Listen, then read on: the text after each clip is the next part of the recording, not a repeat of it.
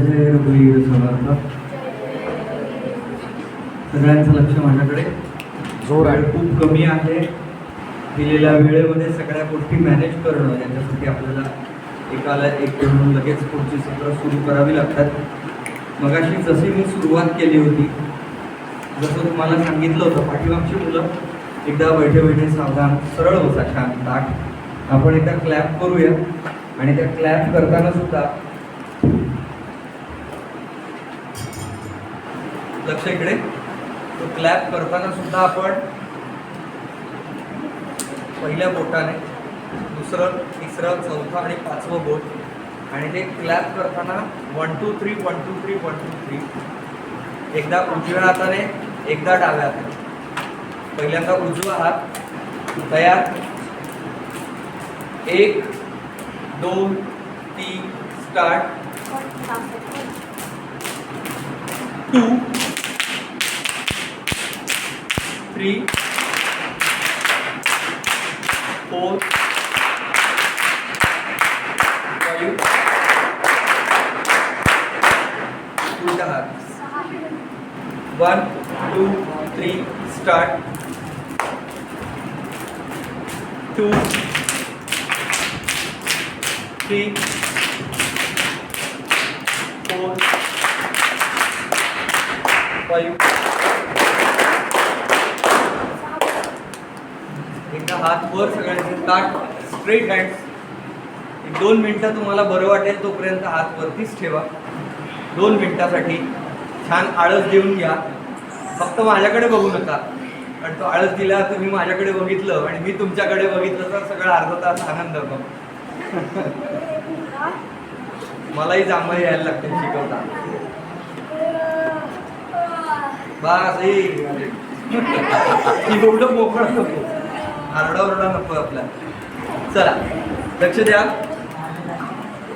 पटकन.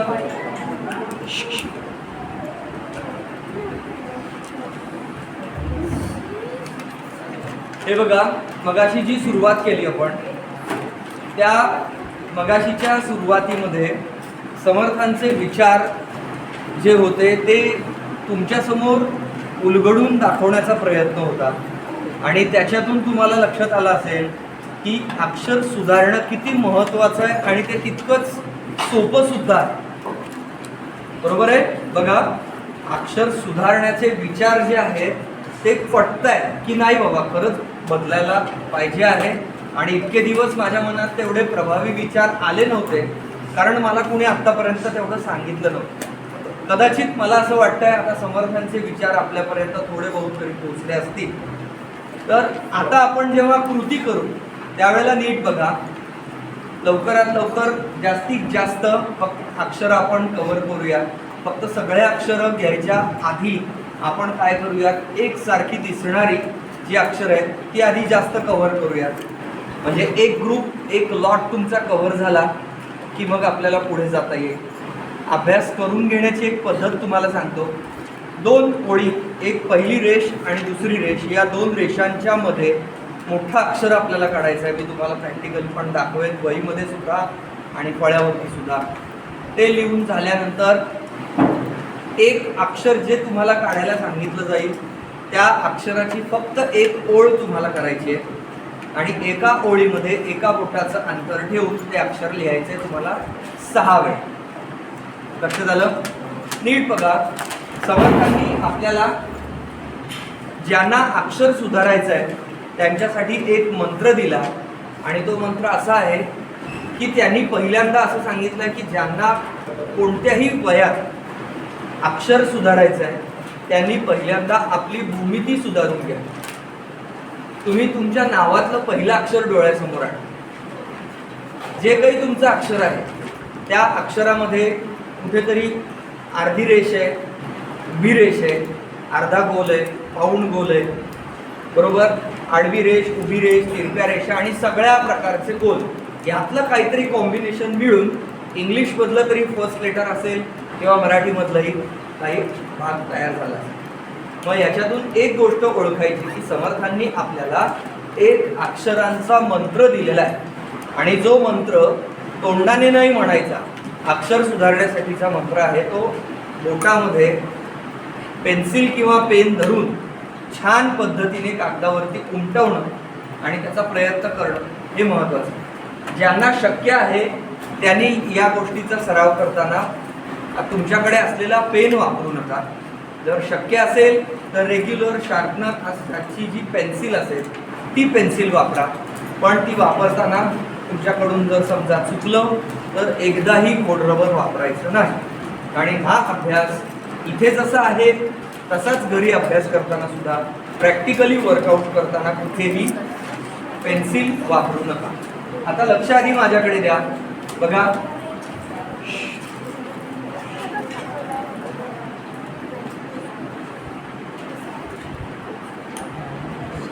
सुरुवातीला अक्षरांची वळणं लिहिताना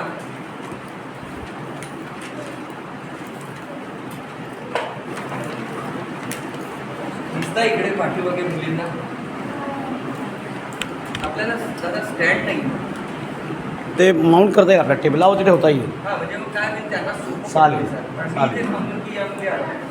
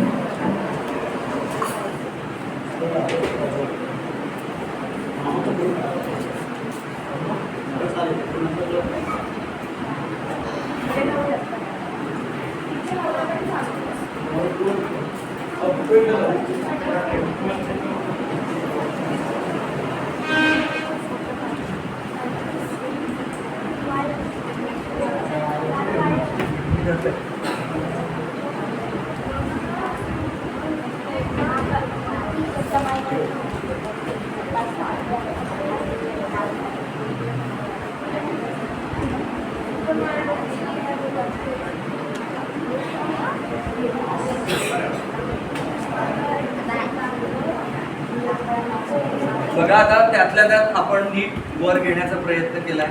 थोडंसं ऍडजस्ट करून इथली गोष्ट ऍडजस्ट झाली. आता तुमच्या जवळची जी ऍडजस्ट असेल करणं ती मागे पुढे व्हा. थोडी जागा बदलायची असेल तर बदलून द्या. तुमचं दिसलं नाही तर बघा इथे. तर नेहमी प्रॅक्टिस करताना अगदी बेसिक काही गोष्टी आपल्याला समजून घ्यायच्या.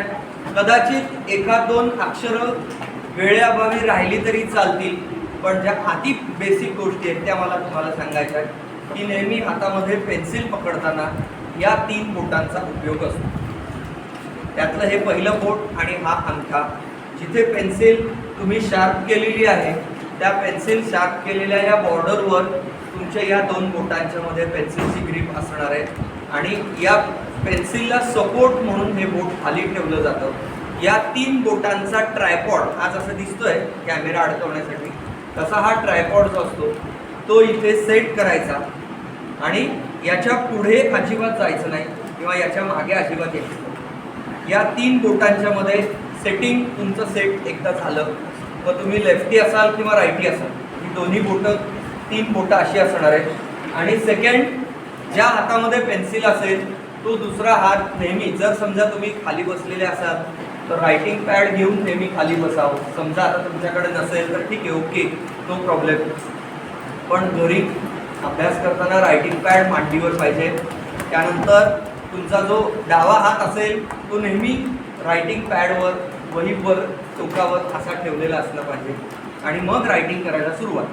सेम पोझिशन ज्या वेळेला तुम्ही शाळेत बेंचवर बसलेले असाल त्या बेंचवर बसलेले असताना सुद्धा हा बेसिक पार्ट, दोन्ही पाय आपले बेंचच्या खाली असणार आहेत. तुमचा हात जो असतो तो बेंचवर ठेवलेला असणार आहे आणि हा हात असा, ही रायटिंग पोझिशन तुमची कंपल्सरी असणार आहे. याच्यापेक्षा जास्त म्हणजे पूर्ण झोपून बेंचवर किंवा असे 2 पाय इकडे तिकडे वाकडे तिकडे करून किंवा हात असा काहीतरी करून, या ज्या काही तुम्ही जरी नसाल तरी तुमच्या आजूबाजूला या मित्रमैत्रिणींच्या पोझिशन आपल्याला पाहायला मिळतात आणि हे अतिशय घातक आहे. सुरुवातीला 10-15 मिनिटं खूप छान वाटतं, पण त्यानंतर अभ्यास करायला कंटाळा यायला सुरुवात होते आणि मग ती रायटिंग कॅपॅसिटी कमी होते. बघा, सुरुवात आपण सकाळी काय केली होती, अक्षर या शब्दाचा अर्थ परत एकदा सांगतो, जो सकाळी माझ्याकडून राहिला सांगायचा, की अक्ष म्हणजे डोळे. नीट पहा, अक्ष म्हणजे डोळे आणि र म्हणजे रम्य, सुंदर, छान, रम्य. आता आपण ज्या ठिकाणी आहोत ते थोड्या वेळानंतर इतकं वातावरण सुंदर होतं आणि पाहिल्यानंतर एकदम नकळत आपल्या तोंडातून काय येतं, हा हा काय छान वाटतं, नयनरम्य, बरोबर, प्लेझेंट, एकदम छान वाटायला लागतं. हा बोल. दादा, मी या बोटाने नाही पकडत, त्याचा ट्रायपॉड ह्याच्याने नाही पकडत, पण मी मधल्या नाही चाड.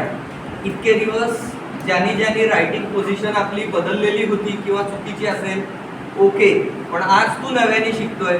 आपल्याला गणपती बाप्पानेच असं सांगितलेलं आहे की सकाळी आपण ध्यान लावताना सुद्धा ही जी चीन मुद्रा अशी करून ओंकार करतो. मग हे का करायचं असतं, तर याच्यामुळे इथले जे मसल्स असतात आपले हे दोन मसल्स पेन्सिलमुळे हे दाबले जातात आणि त्याच्यामुळे काय होतं, आपला मेंदू शांत होतो. कुठून कुठे लिंक आहे पहा. ओके, तर ही पोझिशन, इथले मसल्स दाबले गेले की रायटिंग करताना हा अभ्यास असा होतो आणि जे काही तुम्ही समोरचा व्यक्ती शिकवणार आहे त्यावेळेला तुमचं लक्ष त्याच्याकडे जातं आणि कागदावर उतरवताना तुमच्याकडून बरोबर उत्तर जे अपेक्षित आहे ते येतं. हां, इथून अंतर किती करायचं म्हणजे पेन्सिल शार्प केलेला ती जी बॉर्डर, कलर बॉर्डर जिथून सुरू होते तेवढी त्या बॉर्डरला बोटं पकडायची. ओके, तर अक्ष म्हणजे डोळे आणि र म्हणजे सुंदर. डोळ्यांनी पाहिल्यानंतर जी गोष्ट सुंदर दिसते त्याला अक्षर असं म्हणतात. आणि दुसरा अर्थ असा की अ म्हणजे नाही, नीट ऐका, अ म्हणजे नाही आणि क्षर म्हणजे नाश होणे, नष्ट होणे, ज्याचा कधीही नाश होत नाही त्याला अक्षर असं म्हणतात. आणि डोळ्यांनी पाहिल्यानंतर जे छान दिसतं ते अक्षर असं म्हणतात. या दोन गोष्टीचे अर्थ समजल्यानंतर इथे बसलेला कुठलाही विद्यार्थी आता अक्षर घाण काढणार नाही. आज आपण जे सकाळी दासबोधातलं उदाहरण घेतलं की कल्याण स्वामींनी लिहिलेलं दासबोधाचा ओरिजिनल अंक, ओरिजिनल तो पाहायला का मिळतो, कारण त्याच्यामध्ये अक्षर आहे आणि अक्षर आहे म्हणून. पण कल्याण स्वामी आता आहेत का, ते समोर पाहायला मिळतात का, नाही. पण हे अक्षर आहे आणि अक्षर आहे म्हणून ते आपल्याला पाहायला मिळतं. आणि तसेच समर्थांचे विचार इतकेच जबरदस्त विचार आहेत म्हणून ते चांगल्या अक्षरामुळे अजरामर झाले. हा, दुसरा अर्थ अक्षर, अ नाही आणि क्षर नाश म्हणजेच चिरंजीव, अविनाशी, हा त्याचा अर्थ. आता सकाळी आपण काय बघितलं की समर्थांचे विचार बघितले, त्याच्यानंतर अक्षर या शब्दाची व्याख्या बघितली. दुसरी महत्वाची गोष्ट, आता पेन्सिल पेन हातामध्ये कसा धरायचा ते आपण बघतोय. आता समर्थांचा अक्षर मंत्र जो आहे तो कागदावर आपण लिहिण्याचा प्रयत्न करूयात. बघा इकडे सगळेजण, हा पहिल्यांदा आकार. आता वेळेअभावी पहिल्यांदा प्रत्येक गोष्ट पानभर तुम्हाला सराव करायची आहे, तेव्हा त्या अक्षरांमध्ये थोडा बदल होतो. हे आज उद्या जे आपण बघतोय ते टेक्निक आहे, फक्त लक्षात घ्या. आता तो गोल काढताना तुम्हाला फळ्यावरचा पाहिल्यानंतर असं वाटतं की अरे खूप सोपं आहे, मला जमेल, आणि ते आहे सोपं. पण जसं जसं आपण पुढे जातो एखादा गोल चपटा होतो, एखादा वाकडा होतो, उभा येतो, तिरपा येतो, हे जमणार नाही. म्हणजेच काय, तर आपल्याला मराठीमध्ये काही अक्षर जी आहेत ती उजवीकडून डावीकडे, म्हणून तो गोल सुद्धा तुम्हाला उजवीकडून डावीकडे काढता आला पाहिजे. दुसरी काही अक्षर असतात ती डावीकडून उजवीकडे, म्हणून तो उलटा आणि सुलटा असे दोन्ही गोल तुम्हाला नीट लिहिता आले पाहिजेत. उदाहरणार्थ बघा, लक्ष द्या माझ्याकडे, की जसं तुम्ही अ अक्षर लिहिता त्यावेळेचे दोन गोल सुरुवातीचे असे असतात, पण जेव्हा घ अक्षर लिहितो, छ लिहितो, तो बरोबर उलटा असतो. आलं लक्षात? म्हणून उलटा आणि सुलटा हे दोन्ही गोल आपल्याला परफेक्ट येणं महत्वाचं आहे. जो तुम्ही घरी प्रॅक्टिस करताना एकदा सर्कल क्लॉकवाईज आणि दुसरा अँटी क्लॉकवाईज असा सर्कल काढायचा. त्याच्या आतमध्ये पट्टी न वापरता एक सरळ उभी रेष, एक तिरपी रेष आणि 2 अशा रेषा काढल्या. आणि बरोबर बघा समर्थांनी काय सांगितलंय की जो कोणी या चक्राचा अभ्यास नीटनेटकेपणाने करेल, रोज किमान 5 ओळी, तुमच्या बोटांना छान वळण येण्यासाठी. म्हणून आता तुमच्या सगळ्यांचं अक्षर काहीतरी एका ओरिजिनल तुमचं एक XYZ असं अक्षर आहे, पण त्या अक्षराकडून छान प्रवासाला तुम्हाला जायचं आहे, अजून सुंदर करायचं आहे. मग त्या बोटांना वळण देण्यासाठी, तुमची जॉमेट्री पक्की करण्यासाठी हा एक्सरसाइज तुम्हाला आता करायचा. मग आता तुम्ही काय करा, तुमची वही तरी आराध्य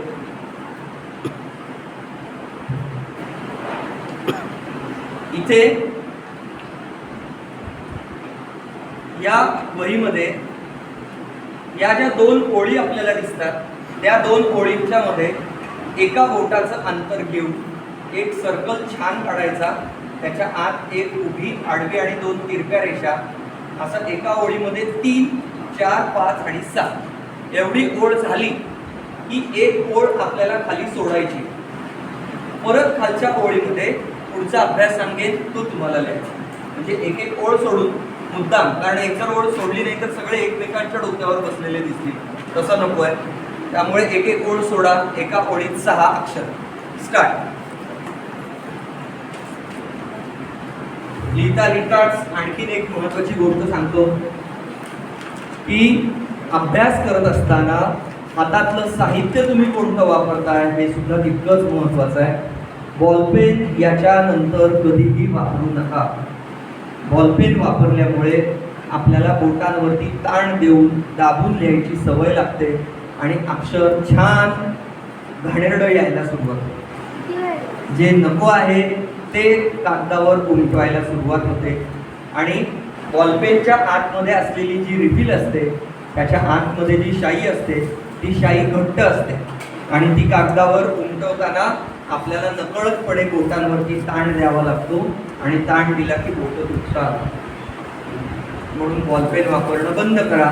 दाबून दाबून लिहून मागची नकळतपणे 2 पानं नको असताना सुद्धा झेरॉक्स उमटते, ते अतिशय घातक. त्याच्यानंतर त्याच्या उलट कोणता पेन वापरायचा, तर ज्याच्या शाईमध्ये लिक्विड असतं. म्हणजे असं म्हणतात की सुरुवात करताना नेहमी शाई पेनाने करावी. आणि त्याला एक ऑप्शन म्हणून तुमच्या कम्प्युटरवर तुम्ही जेल पेन ठेवा. जर शाई संपली, पेन चालू नाही झाला, गडबड झाली तर त्याला ऑप्शन म्हणून तुम्ही जेल पेन ठेवा. पण बॉल पेन कधीही वापरू नका. ठीक आहे. नेक्स्ट बघा इकडे. आणि जर समजा तुमचा एका ओळीमध्ये 6 या पद्धतीचा मी पुढचा अभ्यास सुरू करताना जर तुमच्याकडून झालं नाही, दादा एक राहिलंय, थांबा ना जरा. मी थांबत नाही कारण वेळ पुढे जाते. तुम्हीच थांबा आणि वेळ मिळेल तेव्हा नंतर पूर्ण करा. ओके. मी पुढचा अभ्यास सांगायला सुरुवात केली की तुमच्या हातातला पेन थांबला पाहिजे. नेक्स्ट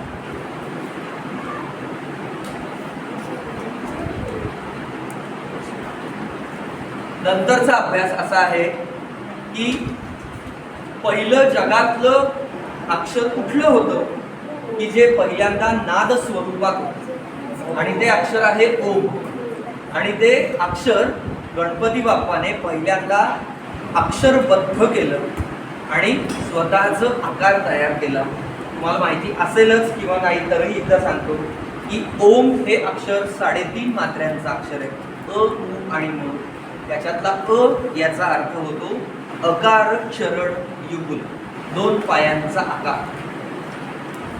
नंतर उ याचा अर्थ उकार उदर विशाल. गणपतीचं पोट हे मोठं असतं, विशाल, म्हणून त्याला लंबोदर असं म्हणतात. उदर विशाल.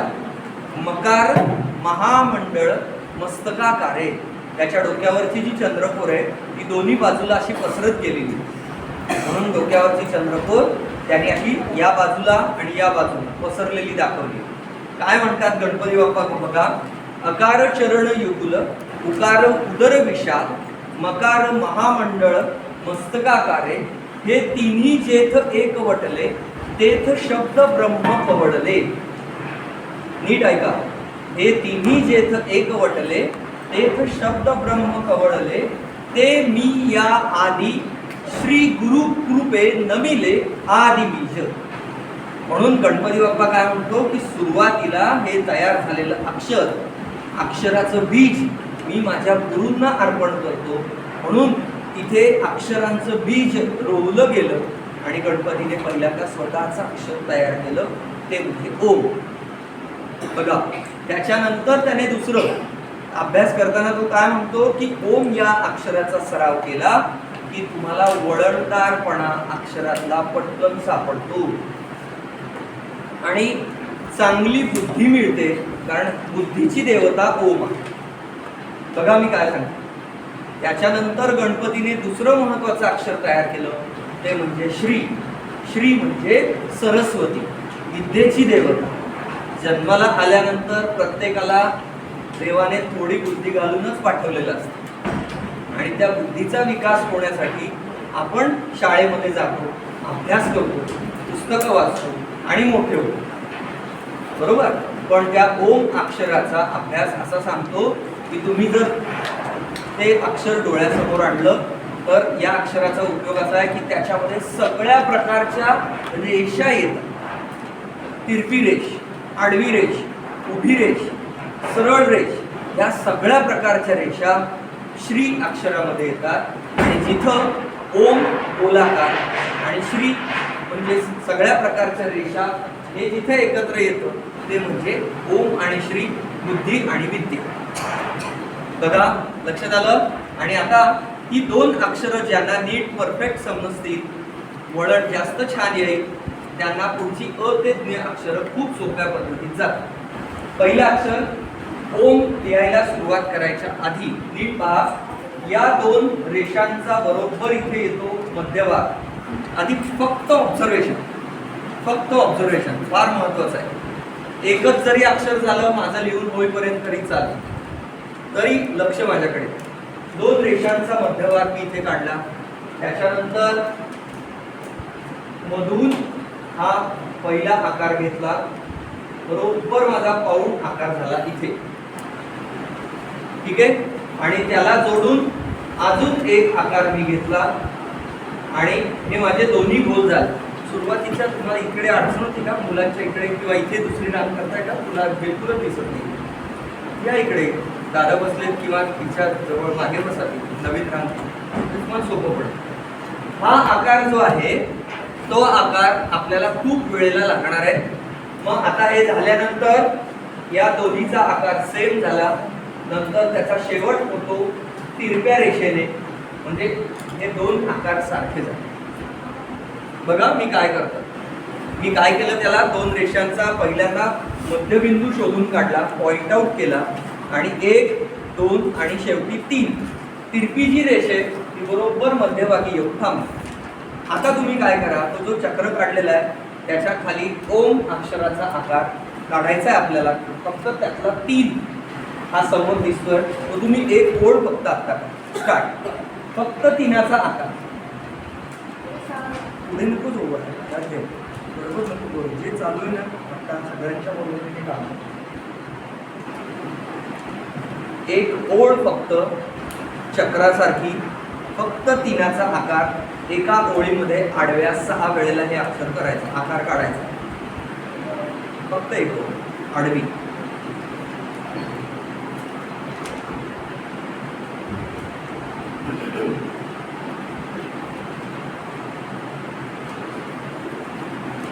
आडवी रेष असते रे राजा, सांगताना लक्ष तू आता ऑडमॅन आउट होशील ना, की नाही. सगळे असं लिहितात आणि तू असं लिहितो, बरोबर, ठीक आहे. बघा इथे आता पुढचा आकार जो आपल्याला लिहायचा आहे, या दोन्हीच्या बरोबर मध्यभागी हे तुम्हाला पुढचं अक्षर जे आहे ते 3ऱ्या ओळीत करायचं आहे बरं का, त्याच्यातच तुम्ही लिहू नका. याच्यामध्ये चंद्रकोर येते, हा तुमचा अकार चरण युगुल 2 पायांचा आकार झाला. आता उचा उच्चार आणि त्याचं काम, उकार उदर विशाल कसं लिहितोय पहा. इथपर्यंत ही रेष सरळ आली आणि इंग्लिशमध्ये आपण जसा डी काढतो कॅपिटल तसा तो डी उलट्या बाजूला येतो. हा झाला आकार. उकार उदर विशाल.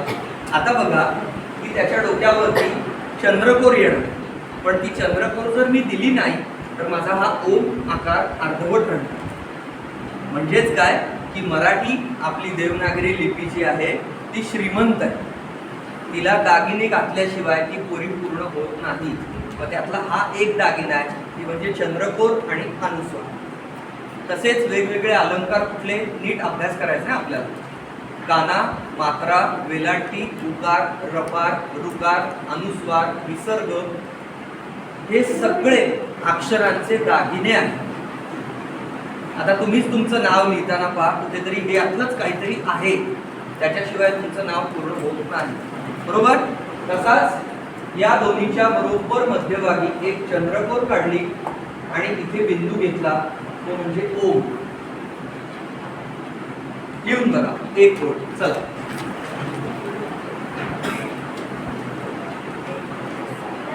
खाली खाली खालच्या सोड एक वर्ष तू दाखव रे आराध्य जरा त्याला वही दाखव.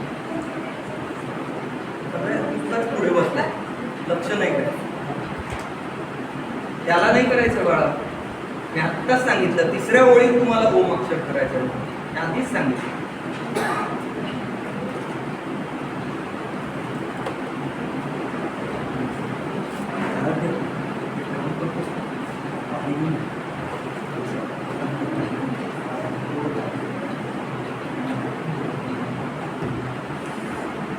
दादा एका ओळीत किती?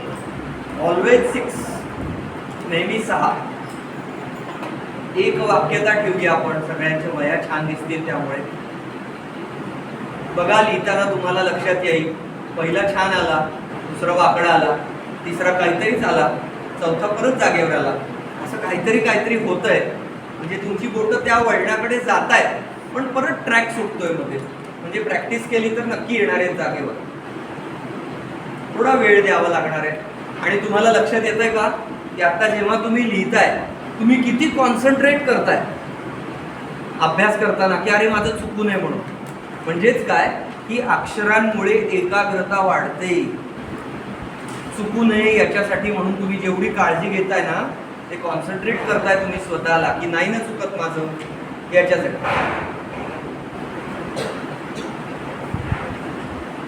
नेक्स्ट पुढे जाऊया. पुढचं महत्वाचं अक्षर या दोन रेषांच्या बघा इकडे. आता याच्यामध्ये सगळ्या प्रकारची वर्तुळं आली, उलटा सुलटा सरळ सगळं झालं. पण आता सगळ्या प्रकारच्या रेषा या श्री अक्षरामध्ये मिळणार आहेत आणि ते वळण आपण इथे बघूया. दोन रेषांचा मध्यभाग घेतला पहा सगळेजण. त्याच्यानंतर सुरुवात केली एका तिरप्या रेषेने. हात न उचलता मी गोल घेतला आणि त्या गोलाला धरून एक दुसरी तिरपी रेष काढली. मी हात अजूनही उचललेला नाहीये कारण मला ही अजून एक तिसरी रेष घ्यायची आहे आणि ती बरोबर इथे. आता माझ्याकडून थोड्या लाईन खालीवर झाल्या असतील पण ती रेष बरोबर खाली टेक. तुम्ही जर असं समजलं की या तिन्ही रेषा एकत्र घेतल्या तर तो डायमंड शेप तुम्हाला दिसतो. आणि मध्ये ते बरोबर आहे का चूक आहे हे बघण्यासाठी म्हणून तुम्ही एक इमॅजिन करू शकता, ड्रॉ करू नका की मध्ये आपण प्लसचं साईन कडून बघायचं. आता मी माझं बघितलं, येस बरोबर, की दोन्ही कोण माझे एकत्र आलेत, वरचा कोण आणि खालचा कोण. तुम्ही लिहिताना काय होतं तुमच्याकडून सुरुवात अशी होती बघा, कशा गमती जमती होत आहेत. ही रेष झाली, हा आकार घेतला, ही दुसरी रेष, ही तिसरी रेष. हे एक उदाहरण म्हणून दाखवत आहे. किंवा बऱ्याच जणांच्या श्रीची सुरुवातच अशी असते की आपण त्याला बेंड करतो. आलं लक्षात? तर हे अशा प्रकारचे श्री कुठेही नकोय. तर हात उचलायचा, एक सरळ उभी रेष जोडली, श्र झाला. मराठीतला एक महत्वाचा नियम तुम्हाला सांगतोय, नीट ऐका. ज्या अक्षरांच्या डोक्यावर गोल गाठ असते तेव्हा त्याच्या डोक्यावरची रेष ही नेहमी अर्धी काढावी. हा नियम लक्षात ठेवा. मग ते अक्षर सुरुवातीला असू दे, मध्ये असू दे किंवा शेवटी असू दे, त्याच्या डोक्यावरची रेष ही नेहमी अर्धी असते. हा झाला काना. डोक्यावरची रेष म्हणजे शिरोरेषा ही अर्धी असते. आणि दुसरा नियम, वेलांटी कधीही गोल काढायची नसते, ती डाव्या बाजूला वाकलेली असते. मग वेलांटी पहिली असू दे किंवा वेलांटी दुसरी असू दे, या दोन्ही वेलांट्या नेहमी डाव्या बाजूला लेफ्ट साईडला क्रॉस असतात. आणि ती लिहिण्याची पद्धत बघा, दोन नियम तुम्हाला समजले, क्रॉस आणि ही झाली वेलांटी. इतके दिवस आपण वेलांटी काढलीच नाही का? काढली ना. पण त्या वेलांटीत आणि या वेलांटीत केवढा फरक, बरोबर. आता तुमचं वैशिष्ट्य काय होतं?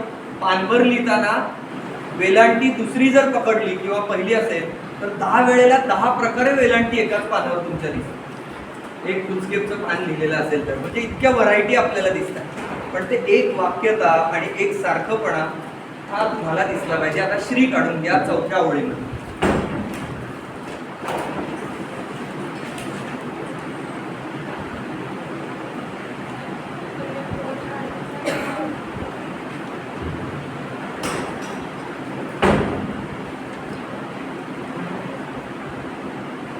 कापड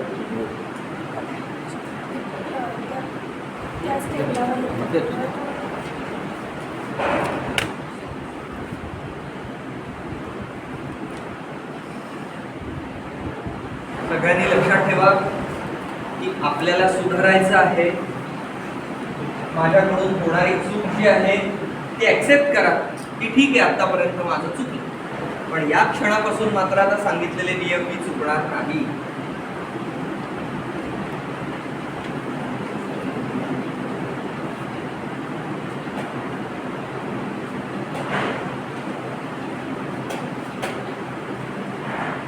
स्टॉप रायटिंग. बघा इकडे, आता अक्षरांचे जनक म्हणजे आईबाप कोण? तर ओम आणि श्री. जनक म्हणजे जन्मदाते, ज्यांनी आपल्याला जन्म दिला आणि त्या जन्मदात्यांप्रमाणेच आपण दिसतो. आपल्याला सुद्धा म्हणतात की आता तू थोडा थोडा आईसारखा दिसायला लागलायस, थोडी थोडी बाबांसारखी पण दिसतेस आता. म्हणजे जसं लहान मूल मोठं होत जातं तसा चेहऱ्यामध्ये बदल होतात आणि आपल्याला हे घरी कम्पेअर केलं जातं, बरोबर. तशीच अक्षर सुद्धा त्यांच्या जन्मदात्यांप्रमाणेच दिसतात. आणि इमॅजिन करूयात एक गंमत म्हणून, लक्षात राहण्यासाठी म्हणून, हे आपले वडील आहेत आणि ही आई आहे. बघा, थोडासा बाबांसारखा आकार आहे. पहिला अक्षर झालं बाबांसारखं. त्याच्यानंतर आणखीन एक तिसरा नियम असा आहे की अ अक्षराच्या मध्ये कधीही आडवी रेष नसते. अच्या मध्ये असते ती कर्व लाईन असते. आणि ती ओम अक्षरातली जी चंद्रकोर आहे ती इथे घेतली. अ अक्षर जन्माला येतानाच ते काय म्हणालं की वास झाले बाबा. थोडी आई पण महत्वाची आहे. आईसारखं थोडं पाहिजे. ते दोन आकार बाबांसारखे. हात उचलला नाही उचलला तरी बरोबर आहे. हात सरळ वर आणि ही रेष खाली. हा तुमचा अ तयार झाला. अ अक्षर लिहिताना या नियमाला अपवाद असलेलं हे अक्षर आहे की आत्ताच मी 5 मिनिटापूर्वी म्हटलं की गोल गाठ असली की डोक्यावरती रेष अर्धी. पण त्या नियमाला अपवाद असलेलं अक्षर आहे की अच्या डोक्यावर गोल नाहीये तरीही त्याच्या डोक्यावरची शिरोरेषा ही अर्धीच द्यावी. आणि काही नियम असले की त्याला अपवाद असतात. त्यातलं हे पहिलं अक्षर. लक्षात आलं तुमच्या? Yes, start. अ म्हणजे अपत्य, पहिलं, लाडकं, हे असं असतं. दादा, पाहिजे म्हणजे पाहिजे. आजच्या लोकांना पण आधीच मिळेल सगळं. आता तुम्हाला जेव्हा हे अक्षर जमतात, आता हेच सांगणार होतो मी की अ अक्षराप्रमाणेच त्यांच्या फॅमिलीत असलेली अ, आ, ओ, औ, अम, आहा, ऍ, अ, उ, ऊ एवढी अक्षरं एकाच गटातली आहेत. कळालं? आता जेव्हा तुम्हाला फळ्यावर अ दाखवला, म्हणजे तुला जर समजा अ अक्षर लिहिता आलं तर तुला 10 अक्षरं आली असं तू समज. म्हणजे हे अक्षर किती महत्वाचं. Buy 1 get 10 free. पण जर समजा हेच नीट आलं नाही तर फ्री काहीच मिळणार नाही आपल्याला. बरोबर. त्यामुळे हे अक्षर खूप व्यवस्थित लिहून घ्या.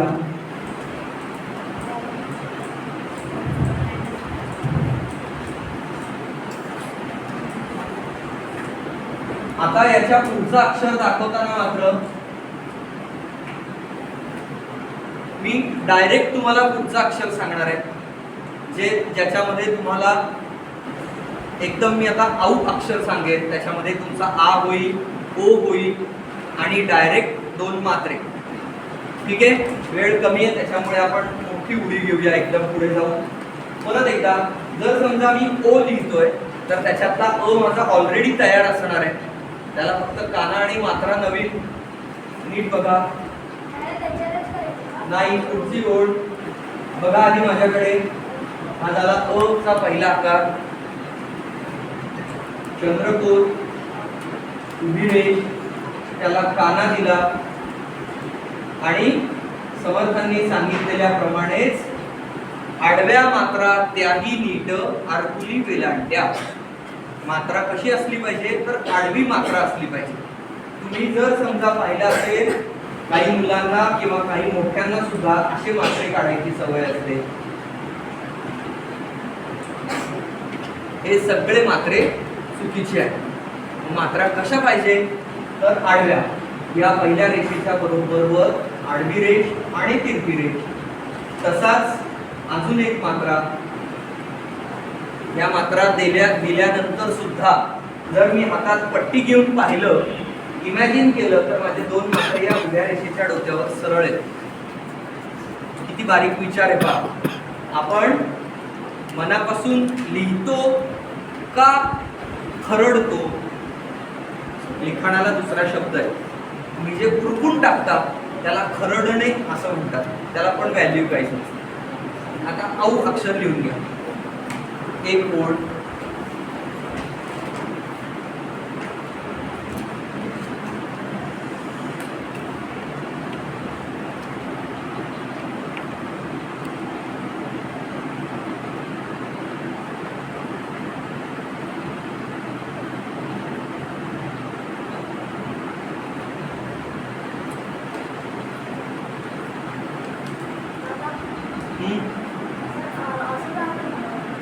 काय काय असं चालतं ना, म्हणजे जेव्हा आपण जेव्हा काय जेव्हा आपण काढतो, हा. त्याचा जो ई काढतो तेव्हा असं घेताना थोडासा इथं वर जातो. नाही दिसतो का तुला. तू इतके दिवस स्वतःच्या मनाप्रमाणे केलंस. थोडंसं असं घेतलं तर चालेल का. म्हणजे तू तुझी बाजू काय करतोयस, सेफ करतोयस, कारण तुला ती सवय. पण चालणार नाही, कारण ते असंच आहे. ठीक आहे. आता पुढचं अक्षर घेऊया आपण. ऱ्हस्व आणि दीर्घ ई. त्या ईचा पुन्हा एकदा नियम असणार आहे.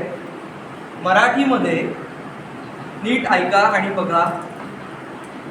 मराठीमध्ये ज्या अक्षराची सुरुवात छोट्या उभ्या रेषेने होते, नियम ऐका, डोक्यात ठेवा. ज्या अक्षराची सुरुवात लहान उभ्या रेषेने होते त्याची दुसरी स्टेप ही नेहमी तेवढ्याच आडव्या रेषेने असते. नीट ऐका. जेवढी रेष उभी तेवढीच रेष आडवी. समजलं. म्हणजेच एक पहिली स्टेप झाली की दुसरी स्टेप, थर्ड पहिला कोन, फोर्थ दुसरा कोन. याच्यानंतर हात न उचलता इथे गोल गाठ येते आणि एक तिरपी रेष येते. हा झाला ई. बघा या ई मध्येच आता तुम्हाला घरी प्रॅक्टिस करायला सोपं जाईल म्हणून मी दाखवतो की या ई अक्षराच्या मध्ये जर समजा चंद्रकोर काढली आणि उभी रेष काढली तर तो झ होतो. लक्षात आलं. जेव्हा तुम्हाला या सत्रांच्या मध्ये वेळ मिळेल रोज आपल्याला साधारण वेळ कधी मिळतो तर जेवण झाल्यानंतर 1 तासभर रोज मिळतो, बरोबर. त्या वेळेमध्ये तुम्ही हा सराव उद्या करा किंवा आज कसं जमतंय त्याप्रमाणे.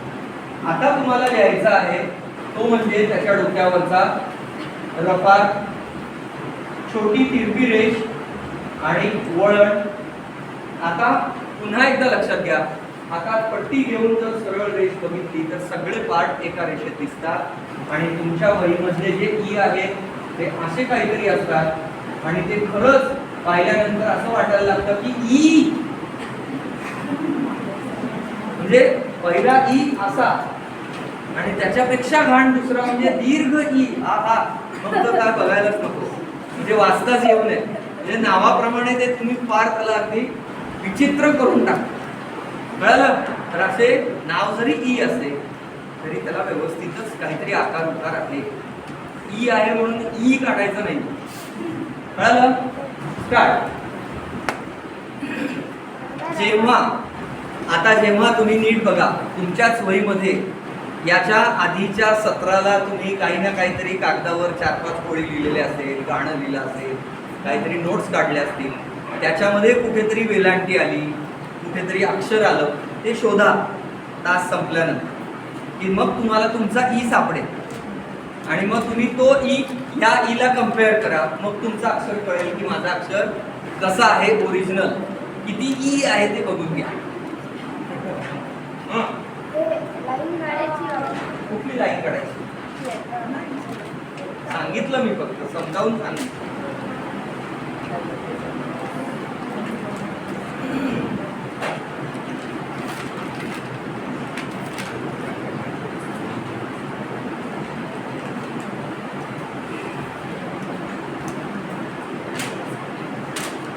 दादा किती वेळ चालेल. आता आपण काय करूया की शेवटची जी अक्षर आहेत त्या अक्षरांना आधी कव्हर करू, की बेसिकली जी मुळात अवघड अक्षरं असतात ना तीच नेमकी हातून सुटतात आणि ती लवकर समजावून जर सांगितली तर तुमची बोटं त्याप्रमाणे काम करायला सुरुवात करतील. म्हणजे या 10 मिनिटामध्ये आपण काय करूया, ळ क्ष ज्ञ ही महत्वाची 4 अक्षरं घेऊया कारण त्याच्यामध्ये जास्त वळणदार पण. ओके. आता ती पेन्सिल खाली ठेवा आणि नीट लक्ष द्या आणि तुम्हाला खरंच लक्षात येईल की हो किती सोपा आहे.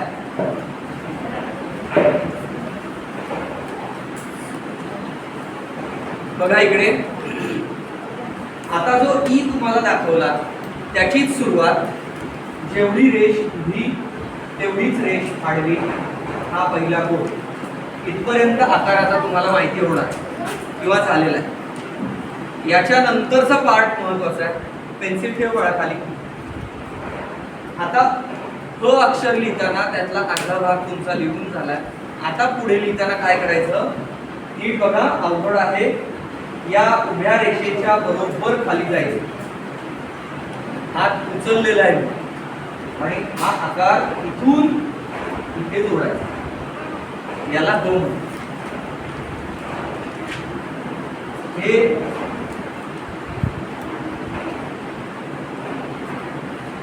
असले हो नाही, अजिबात असले काढू नये.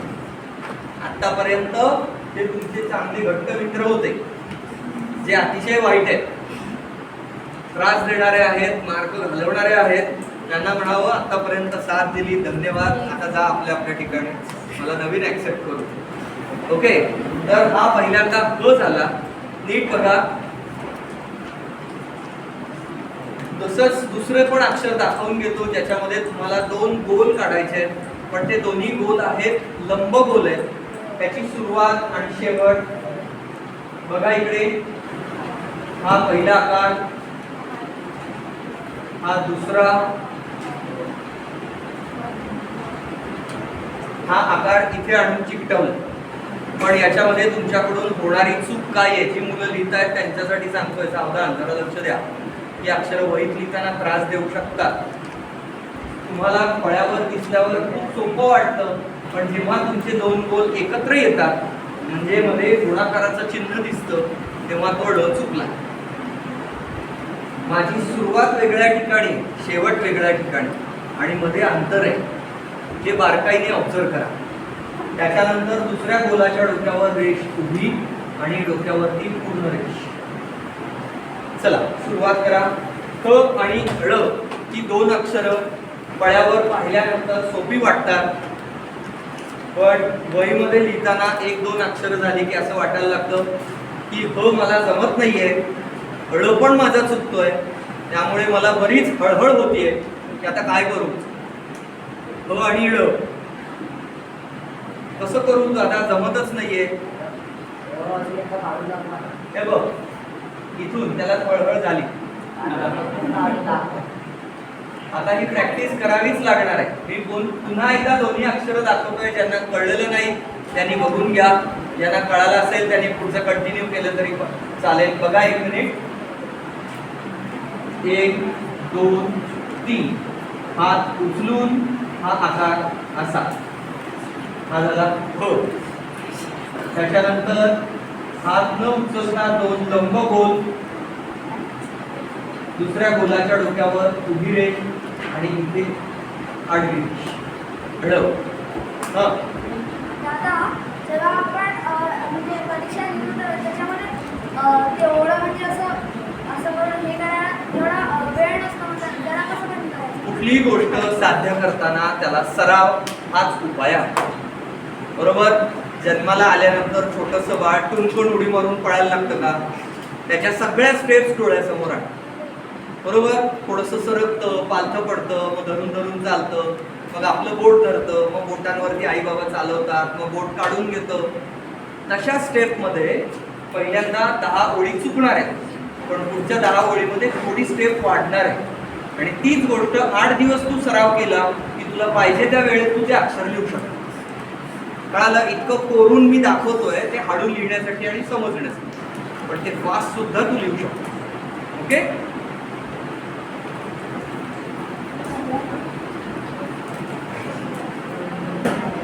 दादा एक मुलांचं फक्त छान मांडी घालून बसा जरा. एखादी वही छान दिसली तर दादा फोटो टिपणार आहेत, पण चांगली दिसली तर तुम्ही लिहिताना आणि मी शिकवताना एक छानसा फोटो काढायचा आहे आपल्याला. छान बसा, ताट पाय हातात घेऊ नका. काय झालं.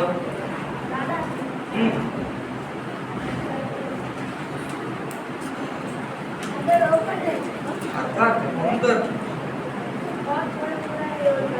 तेच थोडी थोडी हळहळ होतेच. मला माहिती होते ती हळहळ काढताना तळमळ लागते. कळलं का. मनापासून तळमळ असली ना ती हळहळ होत नाही. आता नीट ऐका, नीट बघा. आता पुढचं जे अक्षर आहे क्ष, त्याच्याकडे आपल्याला लक्ष द्यावं लागतं, दुर्लक्ष करून चालत नाही. त्यामुळे हातातली पेन्सिल खाली ठेवा. देवाने रचना कशी केली आहे. सुरुवातीचं पहिलं अक्षर त्याने तयार केला अ आणि शेवट केला न्य. मध्ये जो मन लावून अभ्यास करतो तो सुज्ञ होतो. आणि जर हो हो कळलं मला, लक्षच नाही दिलं, अज्ञ अज्ञच राहतो. किती अक्षर समजलं माहीच नाही, एवढा वेळ वाया गेला. लक्ष झालं कशी रचना आहे. सुरुवातीची सगळी अक्षर देवाने खूप सोपी केली. सोपं करत करत मधला टप्पा थोडा अवघड घेतला आणि नंतरचा मध्ये अवघड. बघा शेवटची 2 तशीच अक्षर आहेत. लगेच आता पूर्ण कव्हर करूया. बघा माझ्याकडे तुम्ही लिहितानाचा एक छान फोटो घेतलेला आहे. आता पुढचं वळण.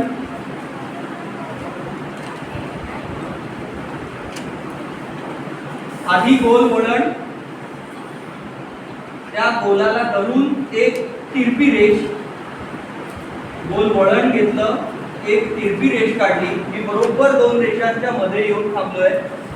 हात न उचलता हात खाली द अक्षरातला आकार घेतला, गोल गाठ आणि तिरपी रेष. इथे बऱ्याच जणांना सवय असते की हा आकारच असा काढतात आणि तो क्षम असा मार खातो. त्याच्यानंतर मध्यभागी चंद्रकोर आली आणि सरळ उभी रेष त्याला जोडली. हा झाला क्ष. आणि शेवटचा अक्षर त्याची सुरुवात होते उजवीकडून डावीकडे अर्धी रेष आडवी. बघा, एक अर्धा गोल काढला, 2 या गोलाच्या बरोबर इथे खाली गाठ आणि तिरपी रेष. हा अर्धा ज्ञ झाला. आणि हात उचलून उभी रेष त्याला जोडली आणि डोक्यावरची रेष पूर्ण काढली. हा झाला ज्ञ. लक्षात आलं? मुद्दाम उद्याच्या सत्रामध्ये आपण थोडी जास्त अक्षरं कव्हर करण्याचा प्रयत्न करूयात, पण अवघड अक्षरांना वेळ लागतो. तुम्ही आता नंतर प्रॅक्टिस पण कधीतरी मध्ये 1-2 वेळेला कराल, तर तुम्हाला अजून थोडं जमेल. मी आहे तोपर्यंत आपल्याला काही शंका कुशंका घेता येतील, म्हणून ओळख शब्द आधी आपण घेतलं. आता क्ष आणि ज्ञ पुढच्या 2 मिनिटात करा, मग आपल्याला थांबायचं. त्याला काय ते शंका आहे? अजून एक प्रकारचा निवास मग तो आपण जी देवनागरी लिपी शिकतोय ना, त्याच्यामध्ये हा ज्ञच त्याच्यामध्ये आहे. आलं लक्षात? आता तू इंग्लिशमध्ये ABCD लिहिताना सुट्ट लिहितो. काही जण असतात ते जॉईंट म्हणजे कर्सिव्ह लिहितात. त्याच्यामधला ए वेगळा असतो, याच्यामधला ए वेगळा असतो. ओके, मग आता जी देवनागरी लिपी आहे, त्या देवनागरी लिपीतला हा ज्ञ आहे. तू जो म्हणतोय तो एक वेगळ्या प्रकारचा फॉन्ट आहे, तो सुद्धा ज्ञ बरोबर आहे, पण तो हा बरोबर या स्क्रिप्टमध्ये.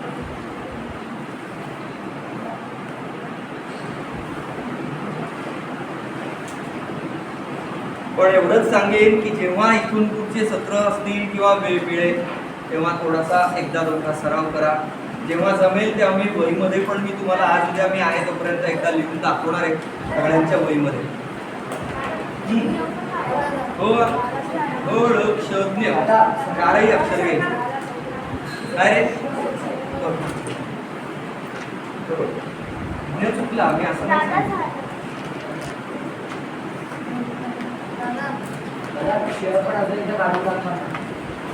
तुझं दुर्लक्ष होतं का?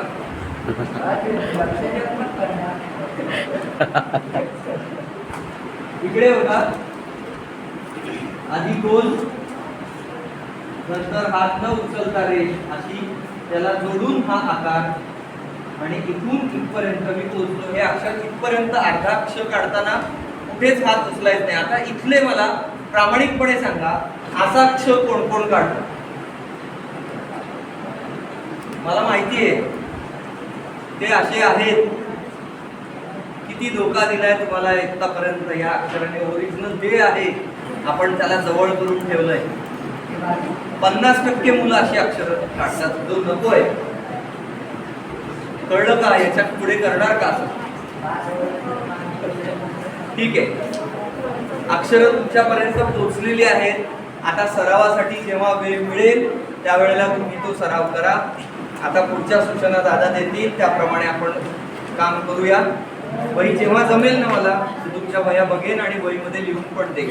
ठीक आहे, आत्ताचं हे आपण सत्र थांबवूया. जय जय रघुवीर समर्थ. जय जय रघुवीर समर्थ.